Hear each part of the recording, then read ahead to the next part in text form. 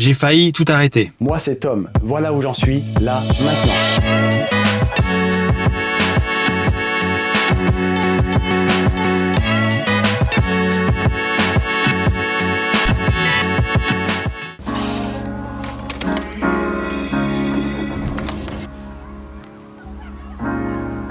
Have to be your biggest fan.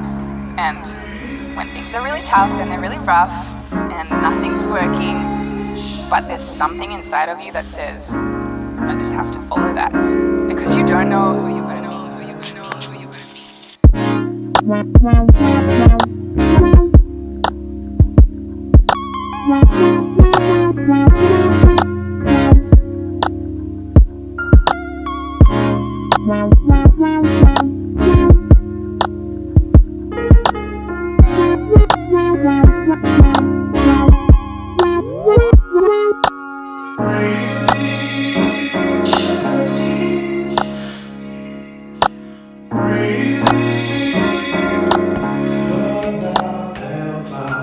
Bon, vous le savez, si je fais ce vlog, c'est pour documenter ce qui se passe dans ma vie. J'ai commencé en tournant des vidéos un petit peu à l'arrache et je continue de faire des vidéos à l'arrache. Mais ce que je veux documenter dans ce vlog, eh bien, c'est des choses qui sont assez personnelles sur mon développement personnel, sur l'atteinte de mes objectifs, notamment d'atteindre cette fameuse liberté financière. Et c'est surtout bien de faire un retour sur l'expérience de tout ce qui se passe. Hier, lors de la journée, j'ai eu énormément de mal à faire le montage de la vidéo. Les scripts, ce que je dis dans la vidéo, eh bien, c'est absolument pas préparé. C'est-à-dire que je vous partage l'info comme elle vient et je la travaille pas avant. C'est pas du dialogue comme au cinéma. C'est vraiment des choses que j'ai envie de dire à l'instant T. Donc parfois je bégaye, parfois il y a des erreurs, parfois il y a beaucoup de coupures, histoire que ce soit quand même attractif et dynamique. Et dans la vidéo que j'ai tournée hier, en fait sur les 3 séquences, eh bien j'ai dit exactement les mêmes choses. Je m'en suis pas rendu compte. Le matin je vous disais il faut que je travaille sur ma vision. À midi je vous ai dit il faut que je travaille sur ma vision, donc je vais courir. Et le soir je suis rentré et je vous ai dit il faut que je travaille sur ma vision. En clair, je m'en suis voulu parce que ce genre de montage, après quand je dérush, que je monte la vidéo, eh bien ça demande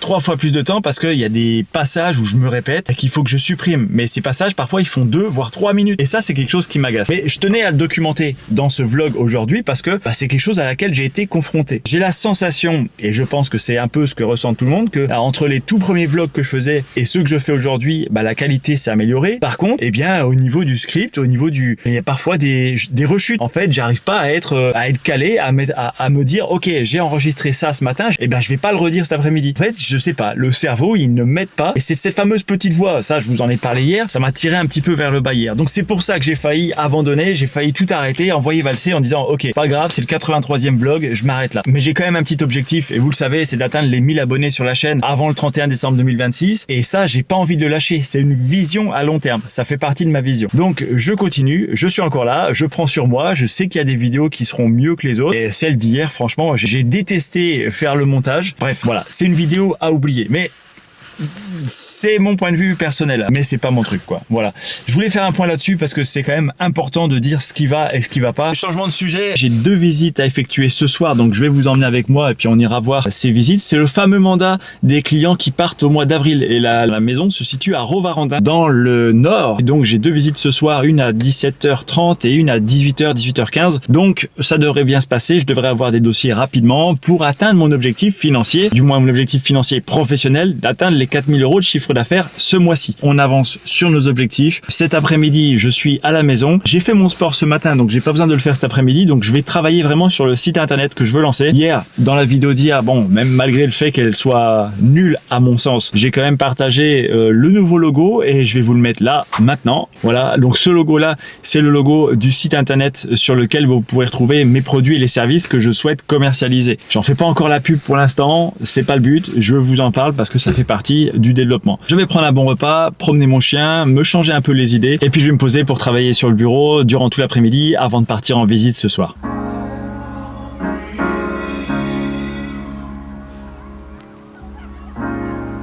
You have to be your biggest fan.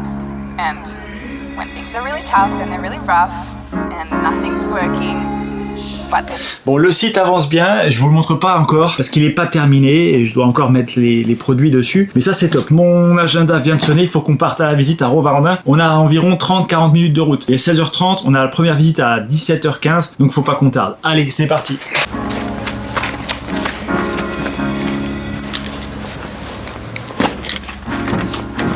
have to be your biggest fan. And when things are really tough and they're really rough and nothing's working, but there's something inside of you that says, I just have to follow that. Because you don't know who you're going to be, who you're going to be, who you're going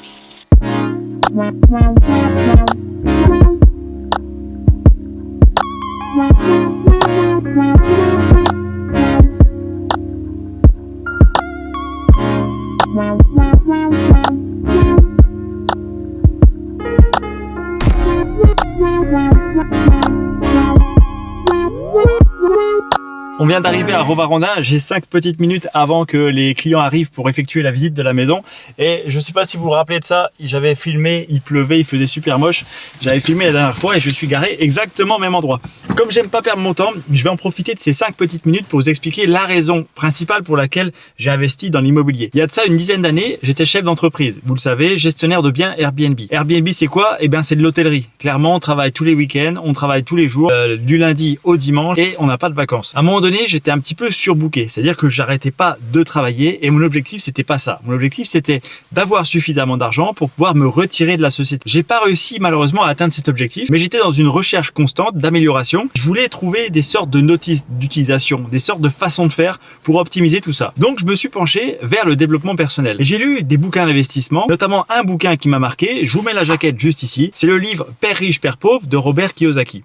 Alors ce livre, il parle de quoi? Il parle en fait d'un enfant, Robert, qui est le fils d'un fonctionnaire et dont son père prône que de travailler à l'école, de passer des grandes études, de trouver un bon emploi qui soit bien rémunéré et d'attendre pour avoir une belle retraite. Ça, c'était son père. Son père, il prône justement d'échanger son temps contre de l'argent. À côté de chez lui, il y avait un voisin qui s'est installé et son père était chef d'entreprise. Et le peu d'argent que ce voisin avait, il l'investissait pour le faire travailler sans avoir besoin d'échanger son temps contre de l'argent. Dans ce livre est tellement puissant que j'avais même offert à un de mes frères qui a investi également dans l'immobilier parce que c'est clairement un guide pour comment investir dans l'immobilier à l'heure actuelle. Et ce guide, il est toujours d'actualité. Moi, quand j'ai lu ce bouquin, ça a été une révélation. Je me suis dit, mais si ce qui a écrit dans le bouquin est vrai, eh bien, je vais le tester, je vais essayer. Alors, je me suis mis à la recherche d'un bien immobilier. Ça a été rapidement, j'ai trouvé tout de suite un bien. Par contre, après, il a fallu que je cours après les banques pour essayer d'avoir un financement. Et je voulais pas un financement n'importe comment, je voulais un financement à 110%. C'est-à-dire que je voulais avancer vraiment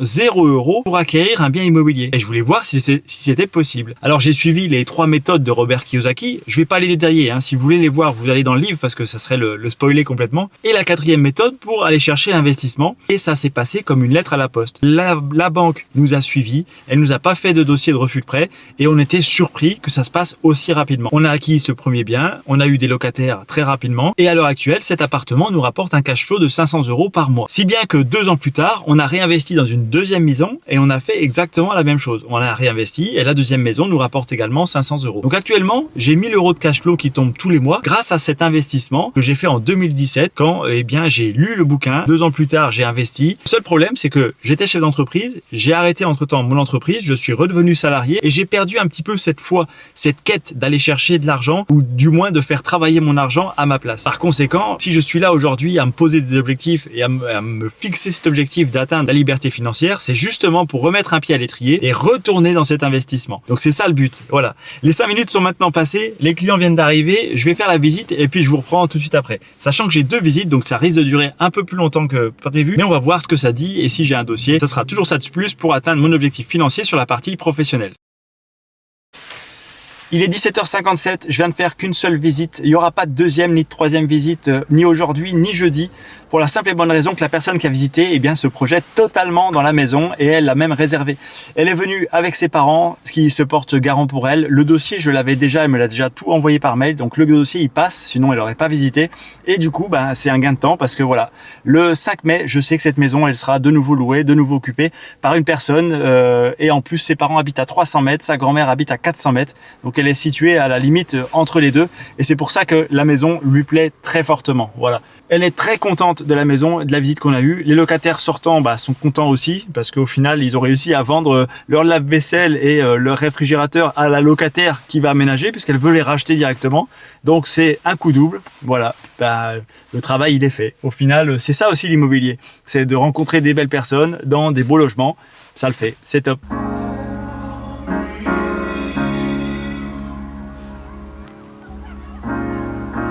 have to be your biggest fan. And when things are really tough and they're really rough and nothing's working, but there's something inside of you that says, I just have to follow that.